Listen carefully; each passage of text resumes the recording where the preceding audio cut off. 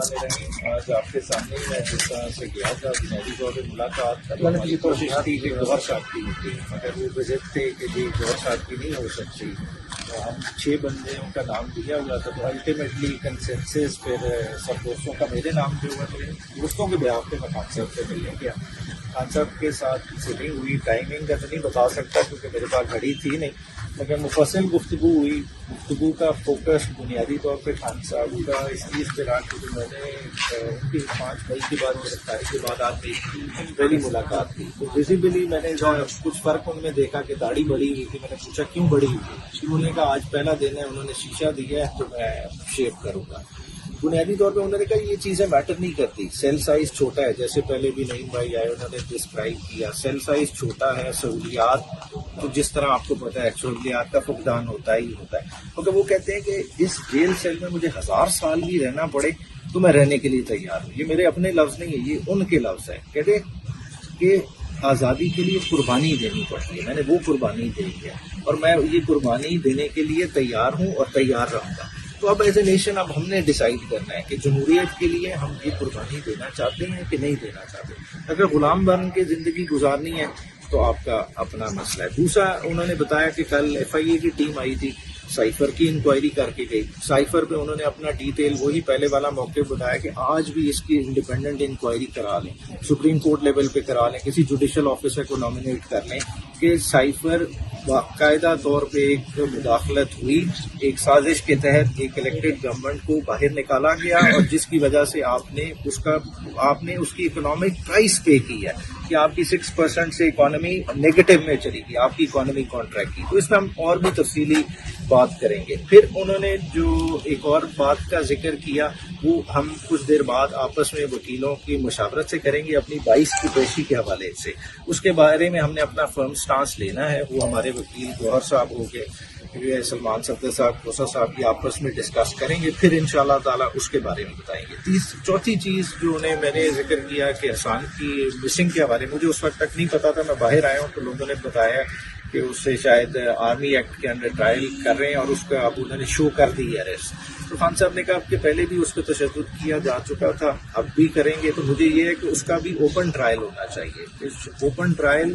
شہریوں کا بنیادی حق ہے، تو ان چیزوں پہ ہمارا جو ہے نا فوکس ہونا چاہیے۔ باقی دیکھیں مشکل وقت آتے رہتے ہیں، قوموں پہ مشکل وقت ہیں، یہ ہمیں گزارنا پڑے گا۔ کچھ باقی ان کے پولیٹیکل ظاہری بات ہے اور لوگوں کے لیے انڈیویجولی جس طرح سے شہریار آفریدی اور شمدانہ کے لیے انہوں نے میسج دیا وہ انشاءاللہ ان کو انڈیویجولی دیا جائے گا اور ان کے بارے میں وہ کافی انہیں پریس کر رہے ہیں۔ Thank you.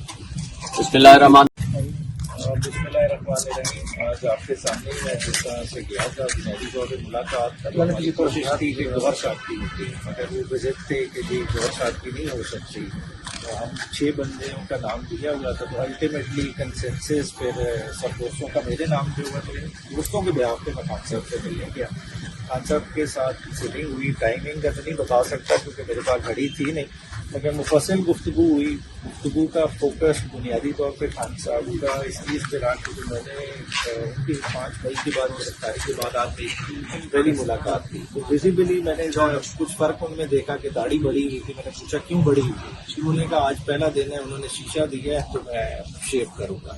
بنیادی طور پہ انہوں نے کہا یہ چیزیں میٹر نہیں کرتی، سیل سائز چھوٹا ہے، جیسے پہلے بھی نعیم بھائی آئے انہوں نے ڈسکرائب کیا، سیل سائز چھوٹا ہے، سہولیات تو جس طرح آپ کو پتا ہے سہولیات کا فقدان ہوتا ہی ہوتا ہے، کیونکہ وہ کہتے ہیں کہ اس جیل سیل میں مجھے 1000 سال بھی رہنا پڑے تو میں رہنے کے لیے تیار ہوں۔ یہ میرے اپنے لفظ نہیں ہے، یہ ان کے لفظ ہے، کہتے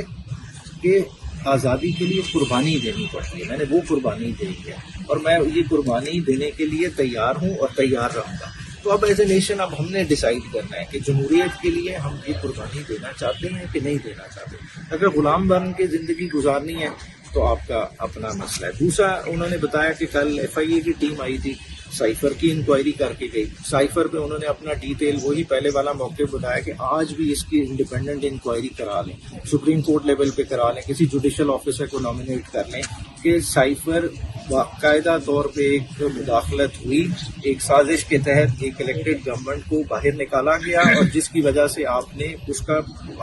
کی اکنامک پرائس پے کی ہے کہ آپ کی 6% سے اکانومی نیگیٹو میں چلی گئی، آپ کی اکانومی کانٹریکٹ کی۔ تو اس میں ہم اور بھی تفصیلی بات بات کریں گے. پھر انہوں نے جو ایک اور بات کا ذکر کیا وہ ہم کچھ دیر بعد آپس میں وکیلوں کی مشاورت سے کریں گے اپنی 22 کی پیشی کے حوالے سے. اس کے بارے میں ہم نے اپنا فرم سٹانس لینا ہے. وہ ہمارے وکیل گوہر صاحب ہو گئے,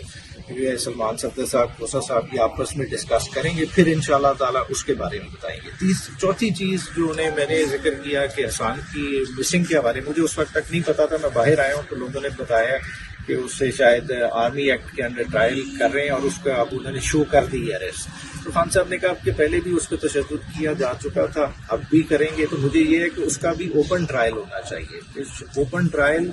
شہریوں کا بنیادی حق ہے. تو ان چیزوں پہ ہمارا جو ہے نا فوکس ہونا چاہیے. باقی دیکھیں مشکل وقت آتے رہتے ہیں, قوموں پہ مشکل وقت ہیں, یہ ہمیں گزارنا پڑے گا. کچھ باقی ان کے پولیٹیکل ظاہری بات ہے, اور لوگوں کے لیے انڈیویجولی جس طرح سے شہریار آفریدی اور شمدانہ کے لیے انہوں نے میسج دیا, وہ انشاءاللہ ان کو انڈیویجولی دیا جائے گا, اور ان کے بارے میں وہ کافی انہیں پریز کر رہے ہیں. Thank you.